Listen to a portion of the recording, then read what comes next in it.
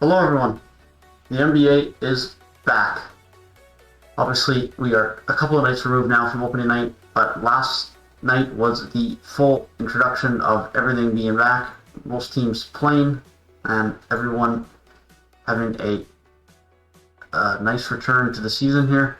And so it was very nice to see that, very nice to have the league back, and I'm very excited myself to watch a lot of basketball this year and enjoy the great league that we have, and some very good deep conferences in both conferences this year, not just the West but also the Eastern Conference, that I believe is going to be very good and deep this year, and not just going to have 5 or 6 good teams and then a couple of crappy bottom seeds. I think between the Hornets, between the Wizards, I think there's some few good teams that we could see going to the bottom of the East, and there's a plenty amount of teams that could be good deep teams in the West, and I think the fight to get into those play-in spots in the West is going to be very fun.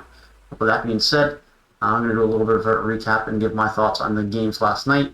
I don't want to read into anything too much. Obviously, it's only opening night. It's one game. Anything can happen in one game. Anything can happen on opening night when guys aren't quite at their true top form yet, especially with a shortened training camp and preseason. And for some of these teams, it's first time playing with multiple players, first time as a new head coach. There's lots of variables, right? But nonetheless, I'm going to look into it and see what I think. So starting off with the Cleveland Cavaliers versus the Charlotte Hornets. It was an interesting game in the sense that the Cleveland Cavaliers definitely came out hot early. Not Cleveland, my bad. Charlotte did make it a little bit close later on. But with that being said, it was always going to be Cleveland's game with as hot of a lead as they came out with. Colin Sexton came out guns blazing early on in that game and finished with 27 points, 5 assists, shooting 56% from the field and 75% from deep, with that being 3 or 4 shooting for him and only 2 turnovers. Here's Garland was the man of the second half for that team with 22 points, 6 rebounds, and 6 assists. So those two combined for 11 assists on 4 turnovers, which is very good for that duo. That was something I've mentioned for this team coming into the season, was that my biggest concern was the creation for other players, and they both were able to get some assists last night. And most notably, Larry Nance Jr. had 8 assists last night for this team, along with 13 points and 13 rebounds. Now, I don't know how consistently he'll start once Kevin Love is back from his calf injury, but nonetheless, he played really well last night. And then Andre Drummond had 14 points with 14 rebounds. For Charlotte, Terry Rozier, man, he wants his minutes still. He's fighting for minutes now with LaMelo Ball, obviously, and still Devontae Graham. However, Terry Rozier dropped 42 points last night, 15 of 23 shooting, and 10 3-point shots, 10 of 16 from deep.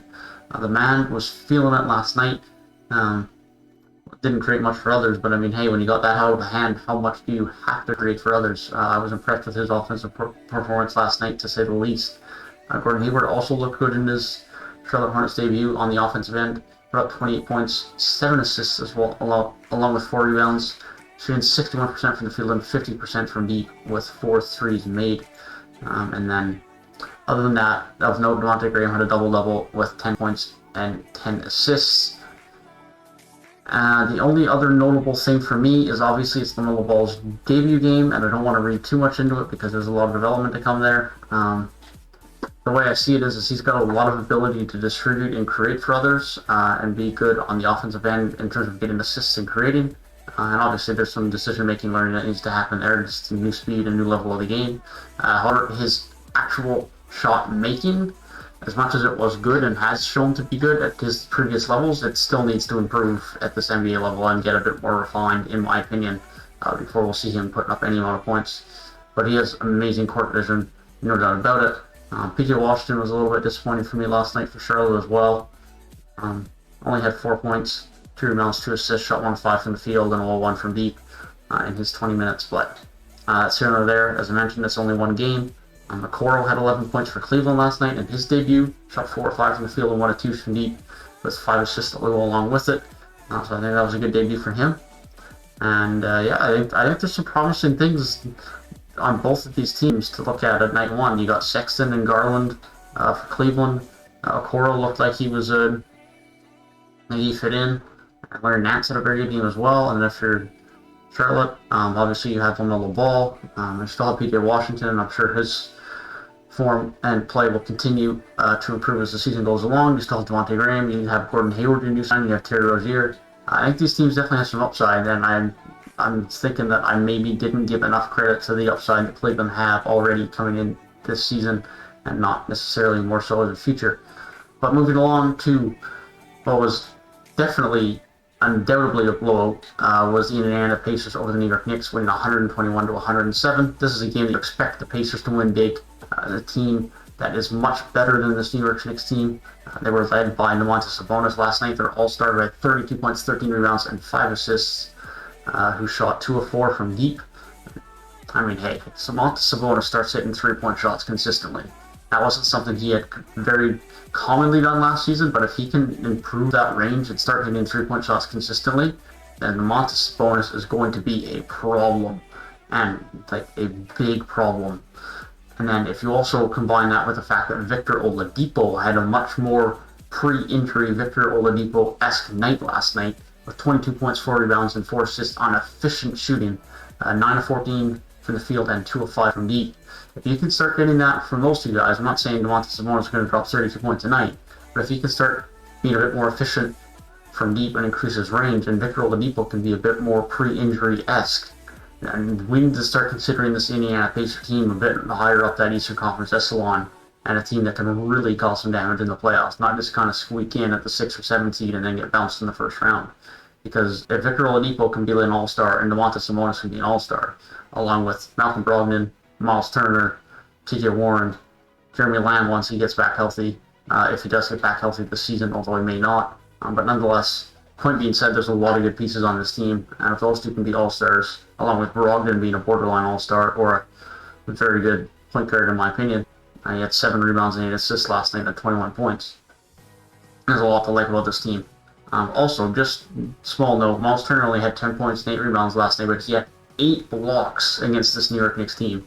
He's a menace in the paint, man, defensively. There's a lot to like about this Indiana Pacers team. With that being said, as far as a bright spot goes for the Knicks last night in this big loss, RJ Barrett looks much better. Again, it's one game, things could change. But he shot 3 of 3 from deep last night, 11 of 15 from the field, dropping 26 points. He had 20 at half without a miss, 8 of 8 from the field, and I forget if it was 2 of 2 or 3 of 3 from deep at that point. But nonetheless, 8 rebounds and 5 assists go along with it. And he looks to be in much better physical shape and much bit more muscle on him this year, and obviously much more polished in scoring. So that is a very good thing to see if you are a New York Knicks fan, because you are going to need RJ Barrett to be an elite player for this team to continue to grow and hopefully develop over the next few seasons. Julius Randle also almost had a near triple-double last night at 17, 9, and 9. But other than that, Obi Toppin had 9, 3, and 1 in his rookie debut. 3 of 12 from the field, 3 of 7 from deep. Nothing spectacular, nothing terrible. Didn't have any turnovers, which is very impressive. Even though I know he wouldn't have had them, he's not a guard, he's not having the ball in his hands and pick and rolls and stuff like that. But nonetheless, any rookie at any position who plays any amount of significant minutes, like the 23.5 minutes he played last night, who can come out of it with no turnovers, is impressive to me and shows some level of maturity and responsibleness, and makes sense given he's a 4-year guy. He's got that level of experience, and so well done to him in that. But moving along to what one would consider an upset in Florida last night was Orlando beating the Miami Heat 113 to 107. Both teams played well. It was a close game, but it was a game that Orlando won late. You would have thought that if a team would have won it in the fourth quarter, it was going to be Miami, but it was Orlando getting the job done last night with 5 guys scoring 15 points or more. Beatrice had 15 and 11. Markelle Fultz had 15, 5, and 4. Terrence Ross dropped 19 points. Aaron Gordon 20, and Evan Fournier 25. Evan Fournier continuing to be a very good scorer for this team, who shot 9 of 13 from the field last night and 3 of 5 from deep. He also had 3 steals to go along with it. Aaron Gordon was 8 of 11 from the field, along with 7 rebounds and 4 steals. So turnovers looking to be a pretty big factor here. Miami had 20 turnovers, Orlando had 17, and they won it by 2 to 3 possessions. So, there you go, right? Terrence Ross had 19 points, shooting 3 of 6 from deep. That 3-point shot of Terrence Ross is so valuable and such a big threat. Markelle Fultz was 0-3 from deep last night, but was good from the field otherwise. That 4 turnover to 4 assist ratio wasn't great, but I'm sure that'll improve as the season goes on. Nice to see Fultz continue to score and increase that confidence. And then Vucevic with the double-double last night at 15 and 11, a steal and a block, shooting 60% from deep, and he looked well. He looked good as well. Cole Anthony had 6 points in his first game, along with 2 steals, 3 turnovers to 6 assists. 6 assists in 19 minutes is really nice for him. It's nice to see a young rookie come in and be such a good creator and look to find points for his teammates. And then Chuma Okeke also had 22 points, 22 minutes with 3 points and 5 rebounds in his first game as well. Now, with that being said, there's some nuts steals and block totals in the league last night, man. I know there was a lot of people making more turnovers than normal because they were a bit sloppy with the ball. Decision-making wasn't quite there. Speed of the game wasn't quite there for some people.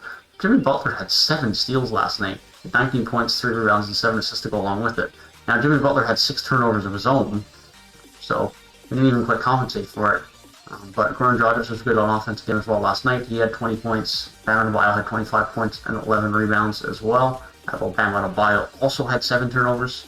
So the 2 All-Stars had 13 turnovers between them, and that's just never going to be a good combination for success. Duncan Robinson had 14 points, shooting 3 of 6 from deep, and Hero had 13 points, shooting only 1 of 5 from deep last night with 4 turnovers as well.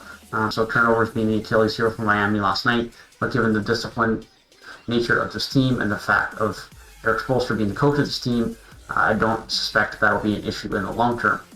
Moving on to the next game in the Eastern Conference, we saw the Philadelphia 76ers beat the new look Washington Wizards 113 to 107.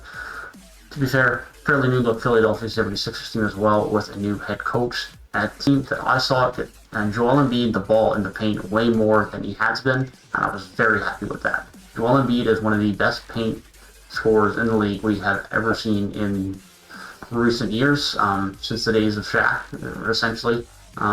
Really, since we've kind of gone to that 3-point stretch league and post-up centers haven't really been used as much, or haven't just haven't been as prevalent as much. And I mean, that's evident. The 76ers had 52 points in the paint compared to the Wizards' 26, showing that Joel Embiid inside defensively was a presence, and on offense with his 29 points and shooting 59% from the field was also very important. Joel Embiid also had 14 rebounds to go along with that. Had a very good game. I was impressed with that, and I was happy to see him get as many touches in the paint as he did. He also shot 89 from the free throw line, which is also very promising for him. Shake Milton, the projected backup point guard for this team, had 19 points last night, shooting 6 of 11 from the field. If he can start to produce and hit shots, and they have another shot maker on this team and creator on this team, especially off the bench for when Simmons isn't on the court in terms of creation, obviously not shot making, and that's very important. Seth Curry and Korkmaz and Tobias Harris all getting involved as well last night, hitting some shots from deep. Well, Tobias Harris didn't, but Korkmaz was 3 of 6 and Curry was only 1 of 5. But the fact that this team just now has shooting around these guys is good. Danny Green, Tobias Harris, Korkmaz, Seth Curry, Shake Milton, there's a lot to like, and Joel Embiid getting involved in the paint is very nice. Bradley Beal, I still think he's one of the most underrated stars in this league. Kept a great night last night, shooting 50% for the field and had 31 points at the end of the night. 6 turnovers isn't ideal, but it's opening night. It's going to happen. Turnover numbers are going to be a little bit high. How many turnovers did Washington finish with? Finished with 19. It's not outrageous, but you would like to bring that number down a little bit, and I'm sure it will go down as the season comes along. Russell Westbrook had 6 turnovers of his own. Only shot 9 of 22 from the field and 0 of 2 from deep. He did puck up some shots, typical as Russell Westbrook does, that he probably shouldn't have shot. But did finish with a triple-double of 21 points, 11 rebounds, and 15 assists, setting up his teammates very well. Davis Bertans was very good from 3-point range as well as you would expect. Thomas Bryant getting 10 points as well, shooting 0 of 3 from deep. He wasn't quite finding his mark from deep last night, but otherwise a fairly good game from him. And then Danny Avdija made his NBA debut last night. He only took 2 shots, 2 of 2 from the field, both were from deep. 1 turnover, 1 steal, 4 rebounds, hit a few free throws. And, yeah, fair enough from him. Isaac Bongo. The interesting thing with this team last night was that Danny Avdija and Isaac Bongo started. We didn't see any Davis Bertans, and then Rui Hachimura was inactive for the night, although I would expect one of or both of those guys to be starting once they both get into the lineup. Well, Bertans was in the lineup, but he came off the bench last night. Ruben Schmeier was inactive. On to what was potentially the biggest game of the night last night was a nail-biter in which Giannis missed the game-tying free throw, which would have sent them into overtime. Boston beat the Milwaukee Bucks 122 to 121. With that being said, a field goal missed by Giannis being important. That's something I feel like I've said or thought of too much in recent times. He was 6 of 8 from the free throw line last night, so it wasn't bad. But Giannis needs to continue to improve his three-point shooting and his free throw shooting. He was 3 of 8 from deep last night, shot 50% from the field as a whole, had 35 points and 13 rebounds, but only 2 assists is a little bit concerning to me. Needs to be looking to create a little bit more. He had 7 turnovers last night as well. I know that he is a good passer and he does like to set up teammates, but 2 assists and 7 turnover number for me is worrisome. Not worrisome massively because I'm sure they'll get corrected, but that was a little bit scary. Middleton played well last night as a second man, 27 points and 14 rebounds to go along with 8 assists. So he got the assists that Giannis typically gets last night. And then Drew Holiday had 25 points in his Milwaukee Bucks debut. He played the most of anyone on the court, played 38.5 minutes, had 6 rebounds, 3 assists, 2 steals, and a block to go along with it. And shot a very good percentage from the field, 10 of 16 from the field. DiVincenzo played well as well. He had 15 points. Outside of that, so DJ Wilson not really do much. DJ Augustine didn't feature last night either, which I found quite interesting. It's just an injury that I'm forgetting about with him, but I didn't think there was. Forbes played for them last night. He made his first game with the Milwaukee Bucks, as well as Bobby Portis, both of them with 3 points. But nothing crazy there. It was Drew Holiday, Middleton, Antetokounmpo, and then DiVincenzo contributing a little bit. 27 rebounds coming from Giannis and Middleton. But essentially, Giannis needed to hit a free throw and turn the ball over a little bit too much. Boston only had 6 turnovers compared to Milwaukee's 16, and that essentially is the difference in the game when it's a 1-point game and there's a 10 differential in the turnover department. And not that 16 is a terrible amount, although you would like to make it smaller, but only 6 from Boston on night 1 is very impressive. Very impressive. Normally you would expect a team has a high turnover number on week 1 of the season, getting up to game speed. Some poor decisions get made, but they were very disciplined last night, and they were very good offensively. Jaylen Brown and Jason Tatum leading the way, of course. I think both are going to have even more improvements from their improved seasons last year. Jaylen Brown coming out with 33 points last night on 54% shooting, 5 rebounds, 4 assists, 2 steals, 1 block. He's an elite defensive perimeter player, slash wing player. He can kind of guard that. I would say he could probably really guard anywhere from the 1 to the 4, in my opinion.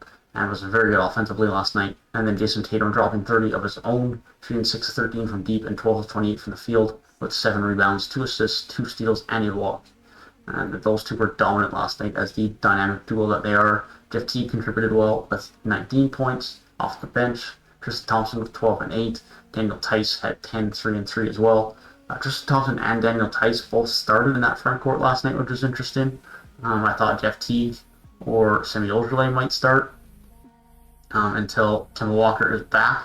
But it looks like it is going to be, at least for the time being, front court of Tristan Thompson and Daniel Tice with Jason Tatum, Jaylen Brown, and Marcus Smart. Which is a bit surprising to me and seems a little bit immobile. Maybe it was just the matchups last night because they wanted the size against Giannis and Brook Lopez. And then obviously still Middleton having that length as well. So that'll be interesting to see how they deal with that in their next game. The only real disappointing player last night for Boston was Marcus Smart. He only had 3 points, but he had 7 assists and he only took 3 shots. So it's not that big of a deal. Brown and Tatum were hitting their shots, so let Brown and Tatum shoot, right? I mean, fair enough. Moving on, Toronto Raptors and New Orleans Pelicans. New Orleans Pelicans scraped out a win here, 113 to 99. It wasn't even that close, and Toronto looks like the better team early on, and then from about the midway point in the third quarter onwards, Toronto just didn't have the same energy. They kind of just looked flat-footed, didn't look like they were that interested. And along with that, and then not being able to hit any shots in the second half. The only person that was really making shots for them from the perimeter was Matt Thomas. Lowry was able to hit a few, and Siakam was able to hit a few early. He finished 3 of 7. Other than that, we saw Norm Powell go 1 of 6 from deep. We saw Fred VanVleet go 2 of 8 from deep, and we also saw OG Anunoby go 0 of 5 from deep. So that was a big issue for that team. But Siakam looked much better than he did in the bubble last night. He had 20.6 rebounds, 6 assists. Looked much more aggressive, was looking for a shot, was setting up teammates, wasn't shying away from contact. It was a good night. He did have a few questionable passes and decisions, but it's night one. I'm not going to read into it too much yet. Lowry had a double-double last night with 18 points and 10 assists. He played very well in season 15 now. He was 4-9 from deep, 7-15 from field. 6 turnovers, but it's night one. Chris Boucher looked very good off the bench. He had 12 points in 15 minutes, 6 of 8 from the field, as well as 5 rebounds. I'd look to see more of him on the court if he continues to play that well offensively, because the Raptors are going to continue to need a spark for Matt Thomas, Chris Boucher, and Norm Powell off the bench. And they provided last night. Norm Powell had 12 points last night, given that was only 2 of 11 from the field. But he's getting to the free throw line, he's getting involved, he's drawing fouls, and I'm sure those shots will start to fall. And then Matt Thomas had 9 points last night, shooting 3 of 5 from deep, with 4 assists and 2 steals as well. Someone whose defense has been questioned. No doubt he was a good dynamic three-point shooting specialist, but showed he could be a very good defender last night as well. He has improved in that department. OG Anunoby having a disappointing game last night, 0-5 from deep and 4 turnovers, 8 rebounds, 2 blocks, but he'll have to show that he can improve, because he needs to be a much bigger part of this team this year for them to have success. And then Aaron Baines having a good debut with 11 points and 9 rebounds. And it was a good all-around contribution from this New Orleans Pelicans team. They got hot in the third quarter. Eric Bledsoe and J.J. Redick started to hit some threes, as well as Lonzo Ball. Lonzo Ball finished 4 of 8 from 3. Eric Bledsoe 4 of 8 as well, and J.J. Redick 6 of 11. And that's what really got them into it, got the spark. Brandon Ingram also finished with 24 points, 9 rebounds, and 11 assists, as well as 3 steals and a block. The most improved player of last season, showing how good he really can be. J.J. Redick had 23 of his own, Bledsoe 18, Lonzo 16, and then Zion Williamson with 15 and 10. Zion definitely didn't do anything crazy last night, but he didn't force anything either. He was 7 of 9 from the field with 10 rebounds and 3 assists. And when I say he didn't force anything, I mean in terms of his own shot. He did have 6 turnovers, but he didn't force anything of his own shot, which is good. That Pelicans team looked really good last night and looked really impressive. And we're able to be a strong Raptors team that just weren't interested enough. Moving on to a game I'm really not going to talk about too much. The Chicago Bulls were absolutely destroyed by the Atlanta Hawks. Trae Young was going to Trae Young, man. Man had 37 points on 12 field goals, shooting 5 of 6 from deep, 12 of 14 from the free throw line with 7 assists and 6 rebounds. Trae Young is here to win this year, man. He's here to win. He wants to win with this improved roster, and he came out to play last night. And why I say he came out to win is because this team actually can win now. They have depth, they have shooters, and they have people who can score around him. He had Bogdanovich with 15 points, Reddish with 15 points, Collins with 14, Gallinari with 13, DeAndre Hunter with 11, Herter with 11, and that is still without Clint Capella back from injury. This team is good, man. This team has a lot of offensive options. Defensively, Cam Reddish is good defensively. Hunter offers good defense. Outside of that, there are some question marks defensively. Gallinari's not great. John Collins isn't great. Trae Young obviously isn't a very good defender. Bogdanovich is a decent defender. But offensively, there's a lot of upside on this team. There's a lot to like. Cam Reddish looked much better than he did in lots of his rookie season last night, shooting 6-11 from the field. John Collins started at that center spot until Clint Capella was back with Gallinari at the 4. And DeAndre Hunter provided a bit of offense last night as well, shooting 5 of 6 from the field, which is nice to see for a guy who's primarily been a defensive guy so far in his career. As far as the Bulls go, Kobe White disappointed last night at his start at point guard. He had 3 turnovers and had quite a few other errant decisions and passes, in my opinion. Still finished with 7 assists, only 9 points, 2 of 11 from the field, but it was his first game starting at point guard for this season, and he hasn't had much experience there yet, mainly just being the 6th man. So I'll give him time. I think he's going to prove well in that role. Wendell Carter Jr. didn't do anything special last night, but 6 and 6. The main 2 guys being Zach LaVine and Lauri Markkanen. Zach LaVine putting up 22 points on 9 of 19 shooting, only 1 of 8 from deep with 5 turnovers. So he struggled from deep last night, and then Lauri Markkanen did very well as well. He was 6 and 9. from the field, 4-6 from deep. Flurry Marketing can start playing this well and have the form and the breakup season that people were expecting last year from Flurry Marketing, then this will definitely help this Bulls team progress forward in a sense that they are definitely going to need him to play well to start to be considered a playoff team. And then you saw Patrick Williams, 16 points, very good debut game. 5 of 11 from the field, 1 of 3 from deep, no turnovers. You do love to see it. Very impressive. Next up, Minnesota Timberwolves beat the Detroit Pistons.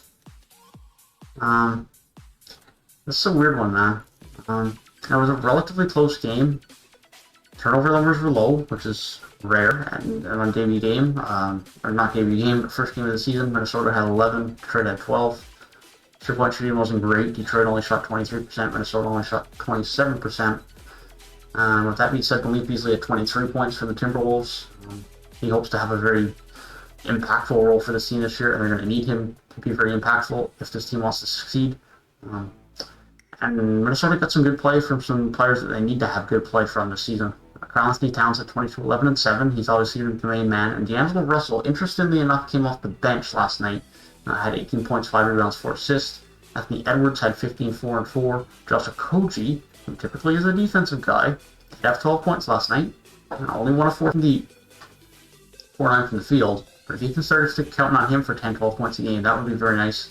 And then Jarrett Culver played 20 minutes last night and had 10 points, 10 rebounds on 3 of 6 shooting and 4 of 5 from the line. If Jarrett Culver can start to play well, this is massive for this team.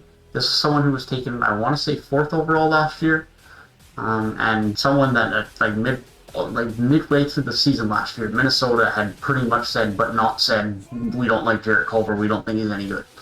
And hey, he played well last night, man, so fair play. And then Naz Reid, another player that if he can start to play well for this team is going to be very valuable for them as backup center. Had 8 points and 5 rebounds last night, and then Ricky Rubio in there as well. That being said, as far as the Detroit team goes, I think it's going to be a long season. Obviously, Killian Hayes has upside, and he didn't do anything special last night. He had 7 points, 3 assists, 4 turnovers. It is what it is. Wasn't a great debut game. Wasn't a bad debut game.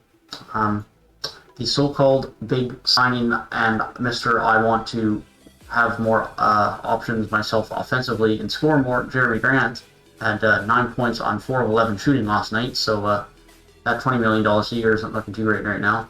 Mason Plumlee, to be fair, had a very good game. 14 points, 8 rebounds, 6 assists, and no turnovers. It was very good. 7 of 8 shooting from the field. It was very good. I was very impressed with his game.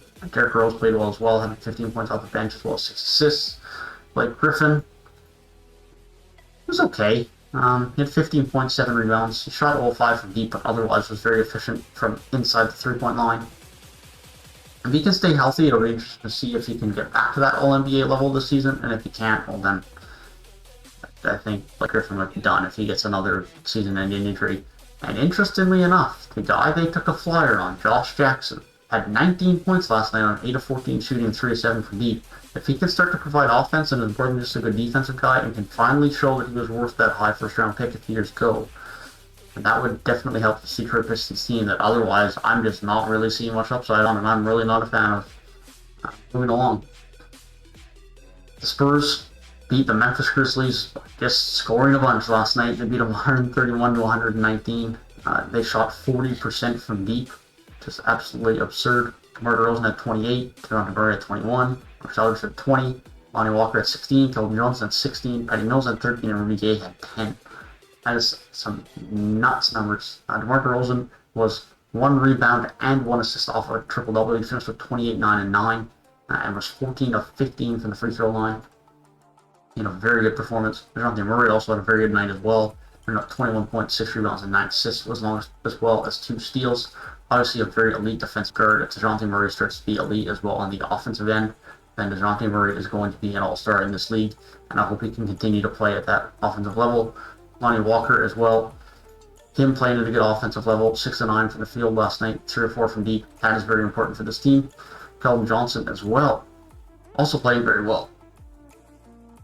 And, Kendall Johnson, Lonnie Walker, DeJounte Murray being good for this team. That's the future right now, right? So, That's very good for them. Devin Vassell didn't do much in his debut. He only had 3 points and 3 rebounds in 20 minutes. But moving on to Memphis, it was the John Morant show last night. John Morant had 44 points with 9 assists on 18 of 27 shooting, while only shooting 1 3-point shot, which does scare me a little bit, because that indicates to me that he hasn't worked on his 3-point shot enough yet to the point in which he's willing to shoot it heavily. And fair enough. I mean, if he can get 44 points without shooting a 3-point shot, then, I mean, go ahead. He doesn't need the 3-point shot. But that is just something to note, that maybe that 3-point shot isn't as good yet as we would like it to be, or he would like it to be, or he just doesn't have the confidence in it yet. Outside of that, Dylan Brooks had 16 points. JV had a double-double with 15 and 13. And that's about it. Tyus Jones, 7 points. Yeah, nothing crazy. They're just still waiting to get Jaren Jackson Jr. back from injury, hopefully in a couple of weeks, and make this team even more dynamic. Next up, Sacramento and Denver, a game in which Denver managed very poorly in overtime and lost off a Buddy Hield tap-in off of a block dunk from Harrison Barnes, in which Denver Nuggets were up by 2 with about 14 seconds left. For some reason went for a layup as opposed to just getting it inbounds and holding to get fouled. They ended up then missing that layup. Sacramento went down to score. They then had the ball and tied up at 122. Jokic then turned it over. Harrison Barnes dunk got blocked, but then Buddy Hield was able to tap it in before the buzzer. It was a game they should have won, essentially, but they just managed it poorly in overtime. Buddy Hield, the man who won it, had 22 points last night on 7 of 5 shooting, 5 of 11 from deep.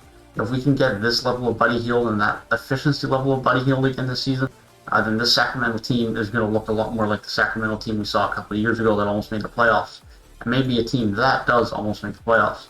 De'Aaron Fox also had 21 points last night with 7 assists. That backcourt was very good. Harrison Barnes had 21 points himself with 9 rebounds. Corey Joseph was good off the bench with 15. Marvin Bagley had 13 and 9. His efficiency wasn't great. He was 5 of 4 from the field and 0 of 4 from deep. But if his efficiency can improve, if Marvin Bagley can stay healthy, along with De'Aaron Fox, along with Buddy Hield, Harrison Barnes, Tyrese Halliburton, in his debut last night, he had 12 points on 3 of 7 shooting. There's some nice pieces on this team, man. This team has Rashawn Holmes and Hassan Whiteside at center. They had 18 rebounds combined between them last night. And Emmanuel Bielisa had 10 points himself off the bench. I like this team, man. Moving over to Denver. I don't want to say Jamal Murray got all hyped up in the bubble and isn't good, because I do think he is a good quality point guard who is improving. But I mean, I know it's only one night, but I mean, the guy was 0 of 5 from deep last night, 1 of 9 from the field, and had 9 points. Don't get me wrong, I still think he's a very good point guard. He's probably going to average 16 to 18 points this season and is a very good shooter. But I think he is a little bit overhyped. There's a few of those guys in the bubble, that's like him, TJ Warren. There's some guys that got a little bit of overhyped in the bubble because everyone was watching basketball, everyone was getting talked about that was doing well. Jokic had a very good night last night, 11 of 18 from the field, only hit 1 3, but had 29 points, 15 rebounds, and 14 assists with 3 blocks. 6 turnovers is a bit higher than you would like, but it is what it is. Michael Porter Jr. had a nice support night next to him as well, with 24 points, 5 rebounds, 2 assists, and 2 steals. And Will Barton said he wants a bigger role in this team this year, and he had 16 points last night. Jerry Harris had 10, Paul Millsap had 16, and as I mentioned, Jamal Murray only had 9, and Monte Morris only had 2. And he's going to have to produce more for this team as well to be successful. Next up, though, is the next Western Conference matchup. It's a game in which Utah quite comfortably beat Portland. It is interesting to me. And this is a Portland team that has a few new pieces and is trying to figure out some roles. Damian Lillard just didn't play last night either, did he? You know, it was 4-12 from the field, but that's not a level of concern. Damian Lillard's play will obviously pick up, and CJ McCollum played well last night, but not as efficient as you would like again, shooting 37% from the field and from 3-point range. But they have Yusuf Nurkic back for the start of the season, healthy. They'll have to integrate Derek Jones Jr. and Robert Covington the way they want to on the wings. I still really like this roster. They just obviously didn't have a great opening night, but they have some new pieces that they need to integrate. As I mentioned, Damian Lillard and CJ McCollum just didn't shoot the ball all that great. But that's probably partially due to the fact that Utah have a very good defense. And a very good game last night. Donovan Mitchell had 20. Rudy Gobert had 20 and 17, Conley 18, Bojan Bogdanovic 15, Clarkson 15, Ingles 14, and Favors 10. Favors now back in as the backup center. Now, having Derek Favors in behind Rudy Gobert is very nice. Yeah, I'd really like to see him. Royce O'Neal had 7 rebounds himself. He didn't have any points in his 28 minutes, but he's just there to be a good wing defender and getting his rebounds, and if he's doing that, then that's all they need out of him. And so an impressive night from Utah. I think Utah is going to do a bit better than some people expect them to do. I think they have enough offensively and are a very good defensive team to do well in the West this season. I'm not saying they're going to be a top 4 seed or anything, but there's some people that don't even have them in the playoffs, or in the top 8, so prototypical playoffs, I suppose, or traditional playoffs, and I don't understand that. I think they have to be a playoff team to me, in my opinion. And then last off was the new and improved Phoenix Suns beating one of the best teams out west in the Dallas Mavericks. Obviously, the Mavericks are still without Kristaps Porzingis, but nonetheless, even without him, that is still a very good team. Which Doncic had 32 points, 8 rebounds, and 5 assists last night on 42% shooting from the field, but 0% from deep on 0-6 shooting. Outside of that, no one had more than 12 points. Tim Hardaway Jr. not being overly efficient, Josh Richardson not hitting many threes, he was only 2 of 7. Jalen Brunson was 0 of 2 from deep. Jordan Finney-Smith was 1 of 6 from deep. Max Kleber was 2 of 7 from deep. So a lack of 3-point shooting definitely hurt this Dallas Mavericks team last night.